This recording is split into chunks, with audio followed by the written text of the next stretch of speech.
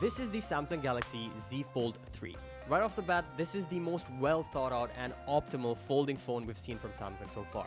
It's smaller and slightly lighter than the previous generations and is also built like a tank. All around it, it's got a new aluminum alloy coating that they call the Armor Metal.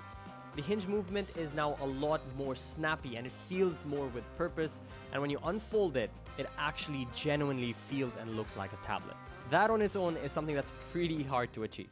We now finally have IPX8 water resistance, which is pretty impressive considering this is two folding panels as well as a hinge. Do note that this is not really rated for any sort of dust resistance, so be careful around things like sand, dust, or anything that can get into the phone because that will most definitely damage it.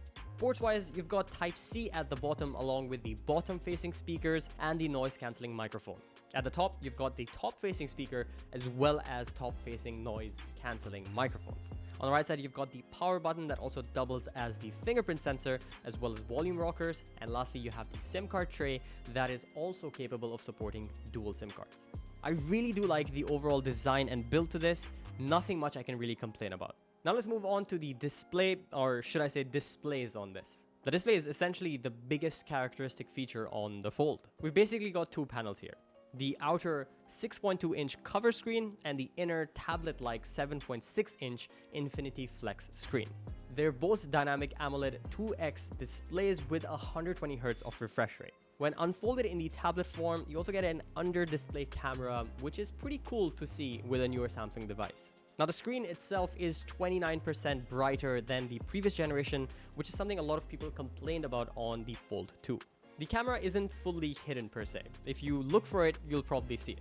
But what's great about it is it's camouflaged pretty well for most type of content. If you're navigating or watching videos, you won't necessarily see it because it fills up that information. The display is truly immersive, as we've kind of come to expect from Samsung. Edge to edge, great contrast, colors, and clarity. Overall, just a really great display, both folded and unfolded.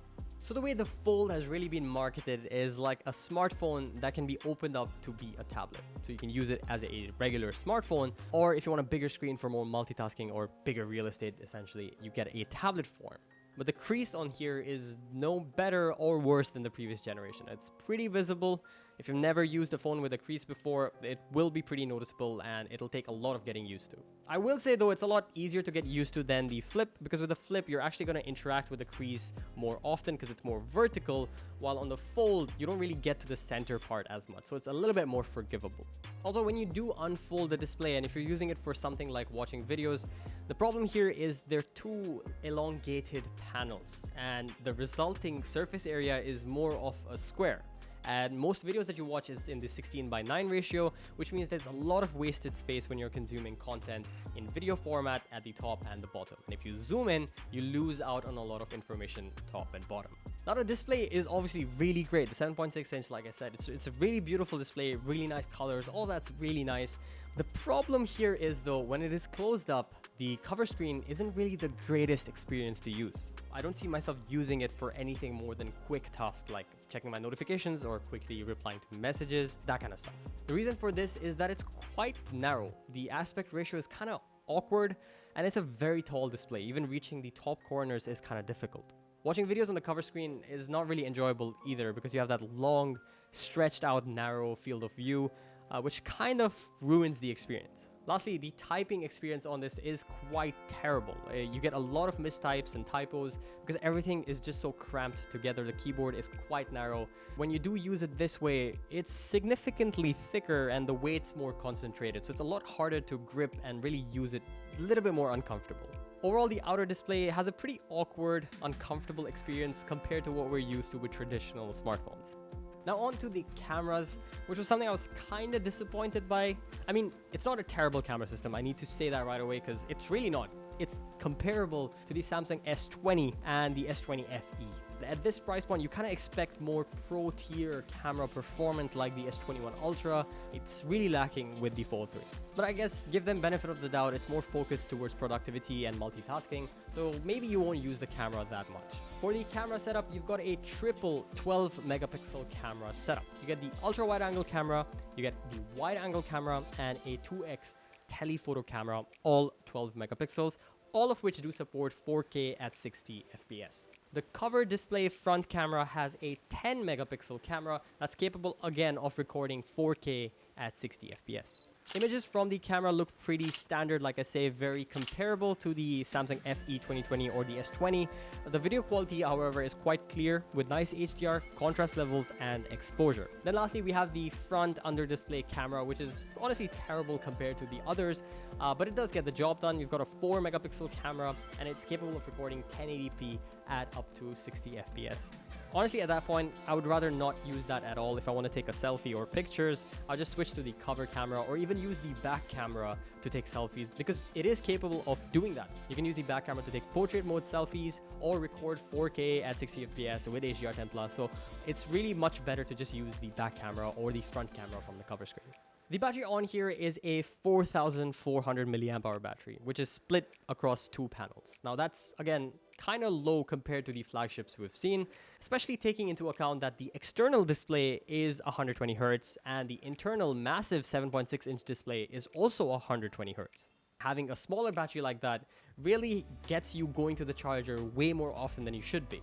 That aside, using it in the tab mode only, you have a bigger screen, utilizing more battery, draining more battery, and a lot more surface area to cover. Under the hood, you've got up to 12 gigs of RAM, 512 GB of storage. You get the Snapdragon 888, which is top of the line processor, capable of handling any sort of task you throw at it.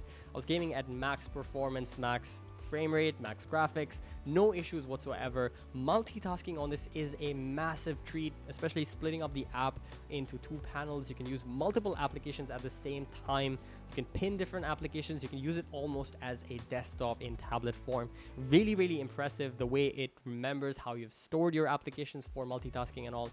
Definitely something to explore. It's almost like having 2 smartphones that you can use independently to each other. Really, really powerful, really great. So at the end of the day, the multitasking truly deserves more recognition because there's so many ways to customize it, and it basically is there just to give you the maximum output possible. And I would honestly put that as one of the main features on the Fold phone. So going back to our point of this being a smartphone that can be used as a tablet. When in the smartphone mode, comparing it to something like their flagship, the S21 Ultra, which this is significantly more expensive than, you're essentially getting a much worse experience. The cameras are worse, the battery life is worse, it's almost twice as thick and equal to 2 of the phones combined together. Now, it's not all bad. Let's talk about the stylus, right? You get the stylus support now. That's really great, right? Not really. So the stylus, if you don't get the early units and it doesn't come free with the Fold 3, you have to purchase it separately. Now, obviously, a lot of people won't be doing that, but even if you do, you then need to buy an external case to put in the phone as well as the stylus, because otherwise there's no place you can actually put the stylus away. Apart from that, that'll obviously add more weight and bulk to the phone itself, making it heavier and wider. So it really does feel like more of an afterthought that they just decided to add stylus support later and not really well thought out. So all in all, the Z Fold 3 is an incredible folding phone to recommend to anyone looking to up their productivity with a bigger tablet-sized phone that can fit into their pocket. However, if you're looking to see true pro-level flagship performance in every single field with this, you will be disappointed. Obviously, the camera performance is not the best. The battery life is not the best. When the phone is closed up, the display, you really can't use it as much as I would hope that you could, maybe in the next iteration of the Fold. But as of now, if you want pro level flagship performance in every single category, this is not really a recommendation. I really hope you guys enjoyed this video. If you did, a like would be appreciated, and we'll be seeing you again in the next video. Until then,